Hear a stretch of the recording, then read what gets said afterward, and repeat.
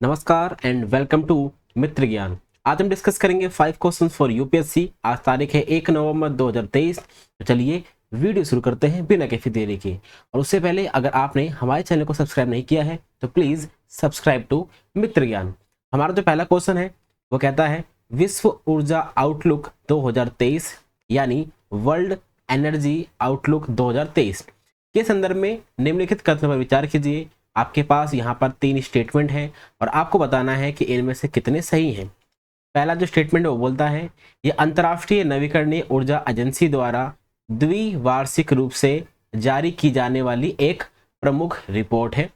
Report में अनुमान लगाया गया है कि वैश्विक उत्सर्जन यानी ग्लोबल जो एमिशन होता है उसके कारण जो ग्लोबल टेम्परेचर है वह 2.4 डिग्री सेल्सियस बढ़ जाएगा। रिपोर्ट में पहली बार अनुमान लगाया गया है कि इस दशक के अंत तक यानी 2030 तक जीवाश्म ईंधन की जो मांग है वो अपने चरम पर होगी। अब आपको बताना है कि कितने सही है। केवल एक सही है, केवल 2 सही है, सभी 3 सही है, कोई भी सही नहीं है। उम्मीद है आपने इसको सॉल्व कर लिया होगा। इसका जवाब है वो है ऑप्शन नंबर बी, यानी केवल 2 ही ऐसे ऑप्शन हैं जो सही हैं और एक स्टेटमेंट गलत है। ठीक है, देखते हैं कि स्टेटमेंट कौन सा गलत है। जो पहला स्टेटमेंट है वो गलत है, सेकंड स्टेटमेंट बिल्कुल सही है और फर्स्ट स्टेटमेंट जो थर्ड स्टेटमेंट जो है वो भी बिल्कुल सही है। देखिए इसको लागू कौन करता है, इसको लागू करते हैं इंटरनेशनल एनर्जी एजेंसी। ठीक है, ये आपको ध्यान रखना है। देखिए थोड़ा इसके बारे में देख लेते हैं। हमने आपको बताया IEA यानी इंटरनेशनल एनर्जी एजेंसी इसको लॉन्च करती है। इसको हम हिंदी में अंतर्राष्ट्रीय ऊर्जा एजेंसी कहते हैं। अब इन्होंने क्या अनुमान लगाया है, इन्होंने ये बताया है कि जो हमने एमिशन किया है ना ग्लोबल लेवल पे उसके कारण क्या हो रहा है, ग्लोबल टेम्परेचर जो है वो 2.4 डिग्री बढ़ जाएगा। इन्होंने ऐसा अनुमान लगाया है। ये जो विश्व ऊर्जा आउटलुक 2023 हमने भी लॉन्च करी है 2023 में, इसको 1998 से लॉन्च किया जा रहा है। कौन इसको लॉन्च करता है वो हमने आपको बता दिया, अंतर्राष्ट्रीय ऊर्जा एजेंसी इसको लॉन्च करती है। हर साल इसको लॉन्च किया जाता है, हर 2 साल में इसको लॉन्च नहीं करते जैसे कि क्वेश्चन में लिखा हुआ था, इसीलिए वो ऑप्शन गलत हो जाता है। ठीक है, अब हम इसमें क्या जांच करते हैं, इसमें हम ये देखते हैं कि एनर्जी के लिए हमने कितना निवेश कर रखा है, व्यापार का प्रवाह क्या चल रहा है, विद्युतीकरण कैसा हो रहा है और ऊर्जा तक पहुंच कैसी है। इन सब चीज़ों के ऊपर हम जांच करते हैं। ठीक है, और 2023 में जो हमने ये रिपोर्ट लॉन्च करी है इसमें बताया गया है, ये भी बताया गया है कि जो दुबई के अंदर COP28 होगा ना, यानी UAE के अंदर जो COP28 होने वाला है इसी महीने 30 नवंबर को। ठीक है, और इसी साल होने वाला है। इसके अंदर क्या क्या स्टेप लेने चाहिए कि हम 1.5 डिग्री जो सेल्सियस का हमारा लक्ष्य है जो हमने 2015 में इसको अपनाया था पेरिस समिट के द्वारा, इसको हासिल करने के लिए हमें क्या क्या स्टेप लेने चाहिए वो भी इस रिपोर्ट के अंदर बताया गया है।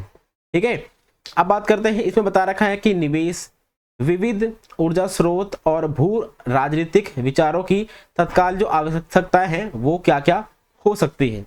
उसके बाद इस रिपोर्ट में पहली बार ऐसा बताया गया कि इस दशक तक जो जीवाश्म ईंधन की मांग है वो क्या हो जाएगी, अपने चरम पे हो जाएगी। यानी 2030 तक जो हमारे फॉसिल फ्यूल्स हैं, जो जीवाश्म ईंधन है जैसे कि पेट्रोलियम, कोयला, नेचुरल गैस, इनकी जो मांग है वो अपने चरम पे होगी।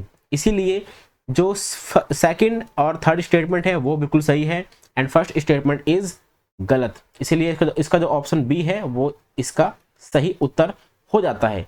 अब हम चलते हैं अपने क्वेश्चन नंबर सेकंड की तरफ।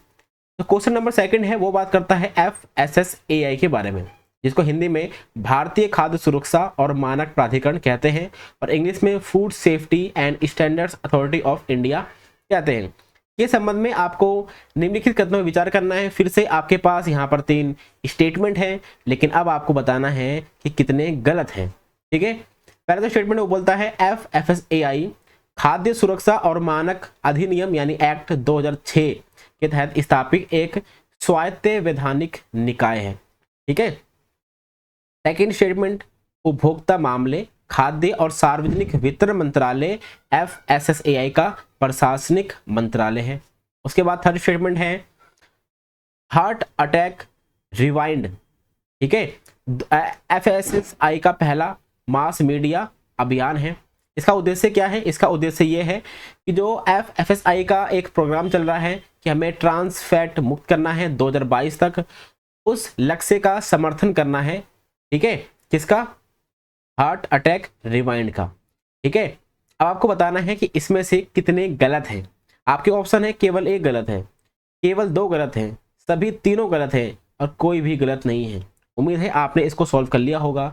इसका जवाब है वो है ऑप्शन नंबर ए, यानी केवल एक ही ऐसा स्टेटमेंट है जो गलत है, बाकी दो स्टेटमेंट बिल्कुल सही है। ठीक है, तो गलत कौन सा है सबसे पहले वो देख लेते हैं।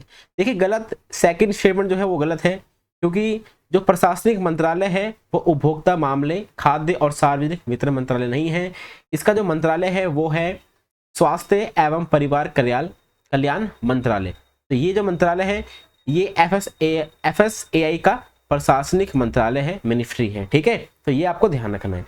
इसकी स्थापना कब हुई थी? इसकी स्थापना हुई थी 2006 में।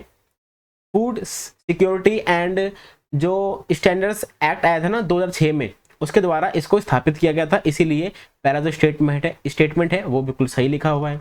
और जो हार्ट अटैक रिवाइंड है, ठीक है, जो थर्ड स्टेटमेंट लिखा हुआ है ये भी बिल्कुल सही लिखा हुआ है। आप जानते हैं FSSAI का काम क्या है? जितने भी प्रोडक्ट्स लॉन्च होते हैं, जितनी भी खाने पीने की चीज़ें हैं, उनके अंदर निगरानी करना इनका एक मेन काम है कि उसके अंदर कुछ ऐसे इंग्रेडिएंट्स तो नहीं डाल रखे जो हमारे सेहत के लिए हानिकारक हैं। ठीक है, अब हम चलते हैं अपने क्वेश्चन नंबर 3 की तरफ। क्वेश्चन नंबर 3 बोलता है ऑपरेशन सेस, जो हाल ही में कभी कभी समाचारों में देखा जाता है, निम्नलिखित में से किससे संबंधित है? आपके पास यहाँ पर 4 ऑप्शन है। पहला ऑप्शन ये बोलता है इमारती लकड़ी के अवैध व्यापार पर अंकुश लगाने के लिए, सोशल मीडिया में बाल यौन शोषण सामग्री पर अंकुश लगाने के लिए, स्कूली छात्रों में बढ़ते नशीले पदार्थों पर अंकुश लगाने के लिए, अकेले यात्रा करने वाली महिला यात्रियों को सुरक्षा प्रदान करने के लिए। उम्मीद है आपने इसको सॉल्व कर लिया होगा। इसका जवाब है वो है ऑप्शन नंबर ए। तो इमारती लकड़ी होते हैं ना, इमारती जो लकड़ी होती हैं उनके जो अवैध व्यापार किया जाता है उनको अंकुश लगाने के लिए ऑपरेशन सेस चलाया गया है। ठीक है, और उसके अंदर चंदन की लकड़ियां भी आती हैं। ठीक है, चंदन की लकड़ियां भी आती हैं। आपने ये मूवी देखी होगी पुष्पा, जिसमें जो मेन फोकस है वो चंदन की लकड़ी के ऊपर ही किया गया है। थोड़ा सा हम देख लेते हैं कि ऑपरेशन सेस क्या है। देखिए, जो हमारा केंद्रीय वित्त मंत्रालय है, उन्होंने जो रेड सैंडल्स होते हैं ना, यानी चंदन की लकड़ी, ठीक है, और इसी के साथ में इमारती जो लकड़ी होती हैं उनके अवैध व्यापार पर अंकुश लगाने के लिए ऑपरेशन सेस का ये चौथा चरण शुरू किया है। ठीक है, तो ये आपको ध्यान रखना है। इसको कब शुरू किया गया था? पहली बार 2015 में इसको पहली बार शुरू किया गया था।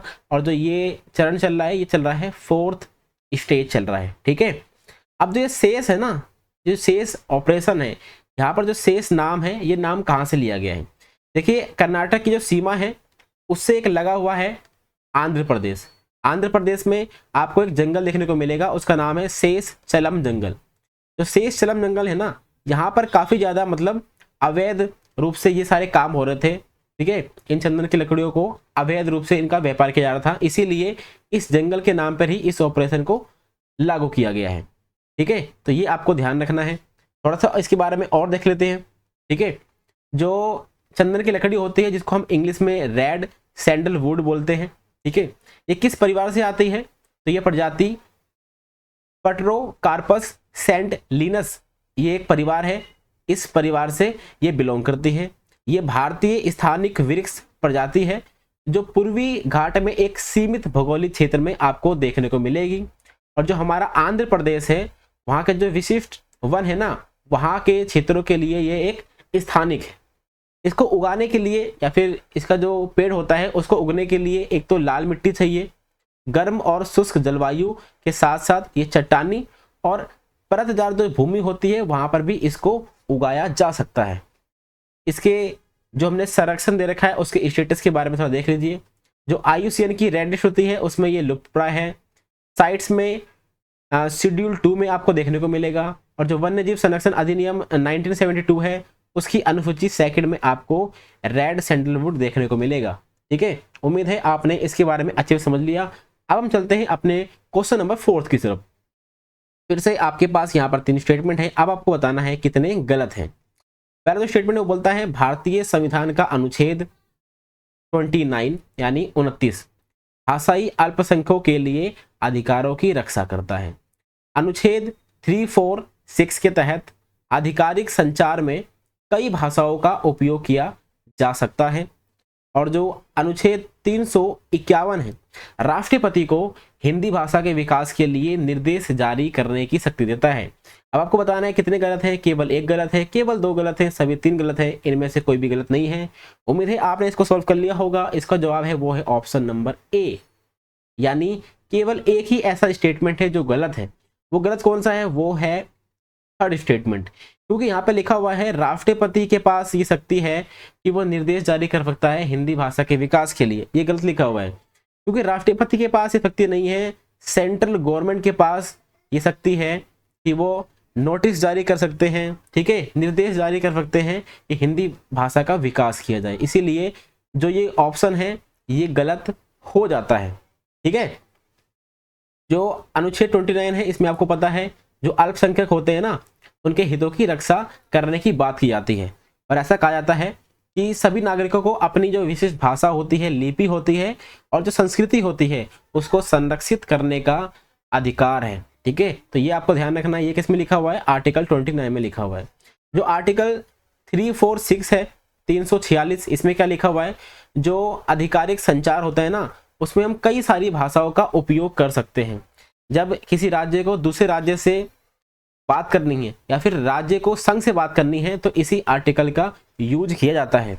और जो आर्टिकल 351 है जिसके बारे में आपको मैंने अभी बताया, इसमें क्या लिखा हुआ है कि हिंदी के विकास के लिए, हिंदी भाषा के विकास के लिए जो निर्देश जारी करने का अधिकार है वो सेंट्रल गवर्नमेंट के पास है।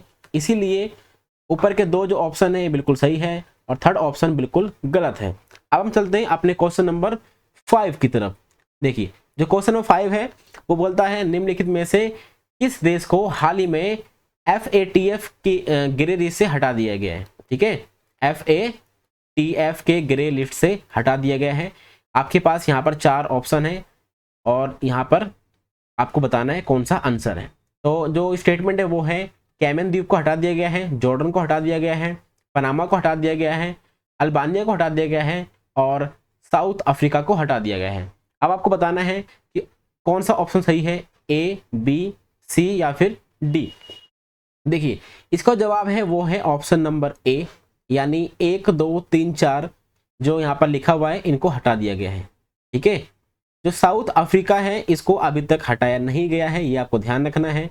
दक्षिण अफ्रीका को अभी तक ग्रे लिस्ट से हटाया नहीं गया है, लेकिन कैमन द्वीप को, जॉर्डन को, पनामा को, अल्बानिया को ग्रे लिस्ट से हटा दिया गया है। थोड़ा इसके बारे में डिस्कस कर लेते हैं, ठीक है। जो FATF होता है जिसको हम फाइनेंशियल एक्शन टास्क फोर्स बोलते हैं, इसका क्या काम है?